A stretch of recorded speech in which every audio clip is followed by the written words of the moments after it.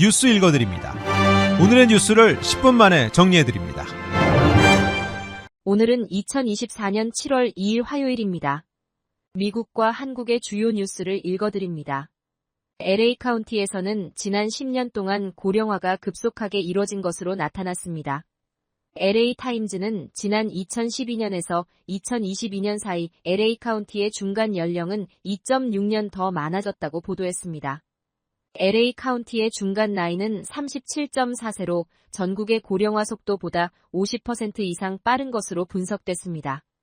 LA 카운티 고령화 원인은 이주와 출산율 감소에 더해 주택 가격 상승 등에 의한 것으로 나타났습니다. 높은 주택 가격이 젊은 세대를 몰아내고 있다는 지적입니다.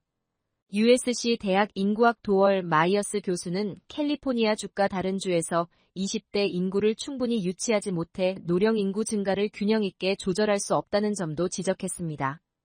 지역별 중간 나이 조사에서도 인구 고령화가 뚜렷한 것으로 나타났습니다. UCLA가 위치한 웨스트 LA 경우 인구 중간 연령이 19.5세인 반면 오렌지 카운티에서 4,400여 명의 인구가 거주하는 라미라다시의 인구 중간 나이는 63.5세로 집계됐습니다. 마이어스 교수는 캘리포니아주의 큰 강점이라고 할 수 있는 날씨와 다양한 음식 그리고 문화는 여전히 강세를 유지하고 있지만 주택 비용이 인구적인 면에서 잠재적 성장을 방해하고 있다고 강조했습니다. 바이든 대통령의 TV 토론 이후 지지자들 사이에서 대선 패배 위기감이 고조된 가운데 바이든 대통령 측은 자체 조사에서 토론 후 지지율 변화가 없다면서 일각의 대선 후보 교체론에 대해 진화에 적극 나서고 있습니다. 바이든 대선 캠프는 바이든 대통령의 참담한 토론 퍼포먼스 이후 제기된 우려를 불식시키기 위해 정치자금 고액 후원자 약 500명을 대상으로 화상회의를 개최했다고 언론들이 보도했습니다. 바이든 캠프는 언론이 지나치게 문제를 부풀리고 있다면서 여론조사에서 바이든 대통령의 지지율이 하락할 경우 이는 토론 자체보다는 언론의 부정적인 보도가 원인이라고 밝혔습니다. 한편 바이든 대선 캠프는 TV 토론이 있었던 지난달 1억 2,700만 달러를 비롯해 2분기에 모두 2억 6,400만 달러의 선거자금을 모금했다고 밝혔습니다.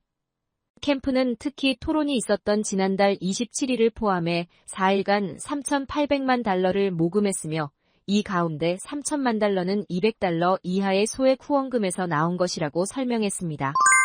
첫 TV 토론 후 조 바이든 대통령에 대한 후보 사퇴론이 불거지면서 민주당이 오는 11월 대선에 나갈 후보를 앞당겨 공식 지명하는 안을 검토 중인 것으로 알려졌습니다. 공화당 전당대회는 오는 15일부터 열리고 민주당 전당대회는 8월 19일 개막합니다. 블룸버그 통신 등 언론들은 민주당 전국위원회가 오는 8월에 열리는 전당대회보다 한 달 정도 앞당겨 대선 후보 공식 지명을 계획하고 있다고 보도했습니다. 언론들은 바이든 대통령이 민주당 대선 후보로 조기 확정된다면 사퇴론을 잠재우는 데 도움이 될 것이라고 전망했습니다. 조 바이든 대통령은 지난 주말 대통령 별장인 캠프 데이비드에서 캠프 관계자, 측근, 가족들과 함께 시간을 보냈고 이곳에서 대선 완주 의지를 다졌던 것으로 전해졌습니다. 경찰이 모형 권총을 든 13세 미얀마 난민 소년을 제압하려다 총격을 가해 사망하게 한 사건이 발생했습니다.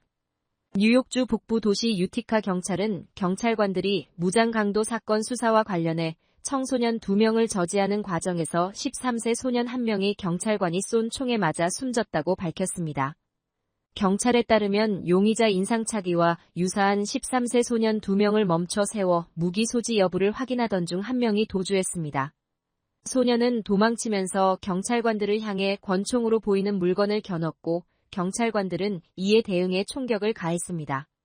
결국 가슴 부위에 총을 맞은 소년은 현장에서 응급처치를 받은 뒤 병원으로 옮겨졌으나 숨졌습니다. 하지만 추후 확인해보니 사건 당시 소년이 겨눈 권총은 실제 무기가 아닌 권총의 복제품, 즉 모형 권총인 것으로 드러났습니다. 숨진 소년은 인근 중학교 8학년생 미얀마에서 태어난 카렌족 출신 난민으로 알려졌습니다. 한국 뉴스입니다. 서울시청역 인근에서 15명의 사상자가 발생한 교통사고와 관련해 경찰이 운전자를 입건하고 사고 경위를 조사하고 있습니다. 경찰은 차 모 씨를 현장에서 붙잡았고 교통사고특례법상 중과실치사상 혐의를 적용해 입건했습니다. 차 씨는 1974년 면허를 딴 뒤 서울 버스 기사와 트레일러 기사로 일했고 지난해 경기 안산의 한 버스 회사에 채용돼 격일로 버스를 몰고 있습니다.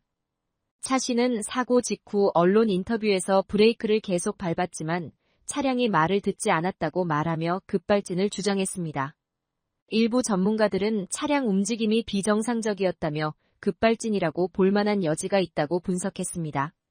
반면 사고 직후 차량이 감속하는 영상으로 봤을 때 급발진으로 보기 어렵다는 분석도 있습니다.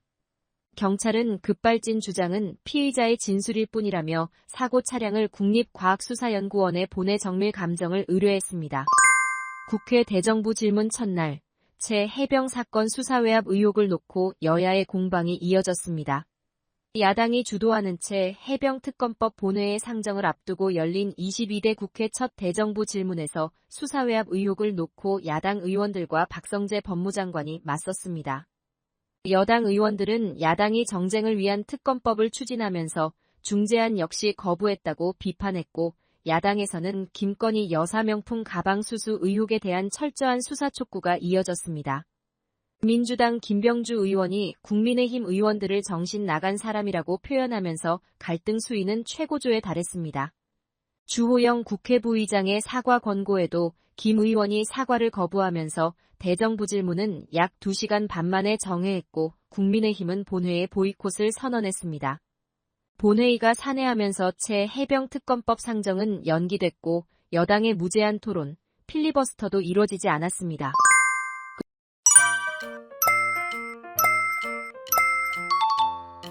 끝으로 날씨입니다.